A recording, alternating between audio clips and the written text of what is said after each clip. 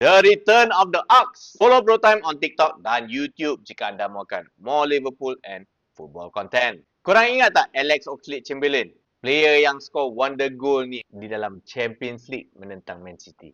What a goal. Career Oxlade-Chamberlain ni selalunya banyak dibelenggu oleh injuries. Kau cakap lah, knee injury, hamstring injury, muscle injury, semua dia dah rasa.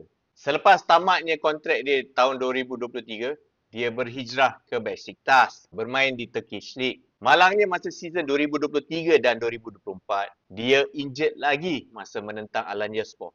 Dan selepas dia kembali pulih di season 24-25, dia kena palau pula. Tegalah dengan siapa? Giovanni Van Bronckhorst, our current assistant manager di Liverpool. Even masa season 2 pun dia tak masukkan dalam Europa punya squad. Akhir season 2025 tahun lepas, kontraknya diterminate oleh Besiktas dan selepas tu tiada kelab yang nak dia. Selama dia tak ada kelab ni, sebenarnya dia tengah train dengan Arsenal. Sebenarnya dia boleh je train dengan Liverpool. Tapi tahu-tahulah siapa ada dekat Liverpool kan sekarang ni. Manager yang palau dia. So susahlah dia nak train bersama.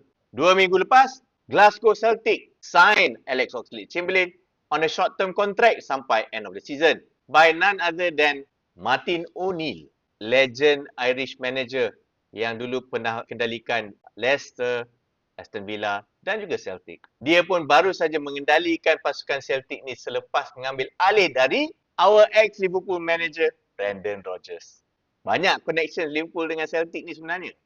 Dan apa yang dia buat selepas dia dah sign untuk Celtic? Selepas 9 bulan dia tak bermain bola, he came on as a substitute di minit ke-78 and he scored the winner menentang Livingston di dalam perlawanan Scottish Premier League baru-baru ni.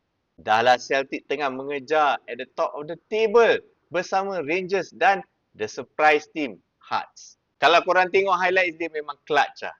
Oxlade ni sebenarnya player yang clutch. Kalau kau tanya aku, he was one of the most performing players in Liverpool masa time 2017-2018. Masa tu dia tengah on form. He was scoring goals like crazy. And he run the midfield tu masa kita tak ada Coutinho. He was the one that stepped up. What a story by Oxlade-Chamberlain. Aku harap he gets fitter this season without any injuries dan boleh perform untuk Celtic. Dia baru umur 32, bye. Kau tanya aku ambil dia over Gakpo any day. Any day. So korang rasa macam mana? Boleh tak he makes a comeback? Kita tengok sajalah.